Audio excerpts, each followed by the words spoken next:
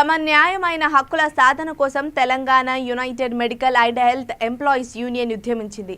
ఇందులో భాగంగా ఆదిలాబాద్ కలెక్టరేట్ ఎదుట ధర్నా నిర్వహించారు.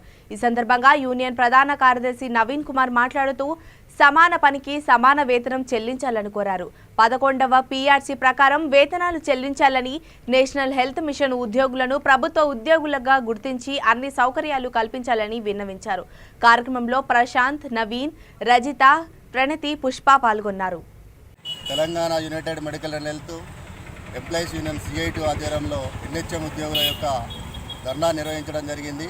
ఈరోజు NHMలో పనిచేస్తున్నటువంటి దాదాపు 15-16 సంవత్సరాల నుంచి NHMలో కాంట్రాక్ట్ పద్ధతిలో పనిచేస్తున్నాం. మా యొక్క ఉద్యోగులకు రోజుకు సర్వీస్లో విధులు పెరుగుతున్నాయి కానీ తగ్గడం లేదు. జీతాలు కూడా అరకొర జీతాలు ఉన్నాయి. ఈ 10వ PRC అనేది ఇంతకుముందు గతంలో 10వ PRC ఇచ్చారు. ఆ 10వ PRCలో కూడా చాలామందికి అమలు కానటువంటి పరిస్థితి ఉంది.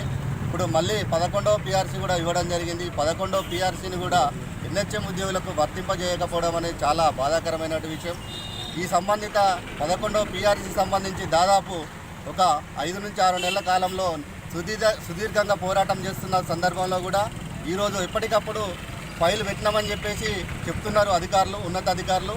కానీ ఆ ఫైల్ ఎటుపోయింది, ఏమైంది అనేది కూడా ఇప్పటివరకు తెలియనటువంటి పరిస్థితి. NHM ఉద్యోగులకు PRC అమలు చేయకపోవడంలో ఉద్యోగులందరూ అనేక ఇబ్బందుల్లో ఈరోజు విధులు చేస్తున్నాం. గత సంవత్సర కాలంగా కరోనాలో NHM ఉద్యోగులు ముందుండి సర్వీస్ చేస్తున్నటువంటి సందర్భం ఉన్నది. ఈ సందర్భంగా ఈ రాష్ట్ర ప్రభుత్వం గత సంవత్సర కాలంలో ఏదైతే పంచాయత్ సెక్రటరీలు ఉన్నారో పంచాయత్ సెక్రటరీలకు 15,000 జీతం నుంచి 29,000 జీతంకు పెంచారు ప్రభుత్వము. అట్లాగే మేము సంవత్సర కాలంగా ఈరోజు కరోనా టైంలో చాలామంది రోగులకు కరోనా టైంలో టెస్టులు కానీ వాళ్ళ సేవలు కానీ అందించడం జరుగుతుంది. ఈ సందర్భంగా మమ్మల్ని ఎందుకు గుర్తించట్లేదని చెప్పేసి ఈ సందర్భంగా మేము డిమాండ్ చేస్తున్నాం.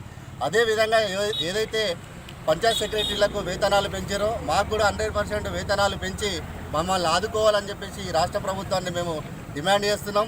ఇప్పటికే పలుమార్లు మీ దృష్టికి తీసుకొచ్చినా కూడా మా సమస్యలు పరిష్కరించకపోవడం అనేది చాలా శోచనీయమైనటువంటి విషయం. కాబట్టి ఈ సందర్భంగా ఖచ్చితంగా మేము రానున్న రోజుల్లో మా యొక్క PRC ఇట్లా అమలు చేయకపోతే దశల వారీగా మేము ఉద్యమాలకు పాల్పడతామని కూడా సందర్భంగా తెలియజేస్తున్నాం.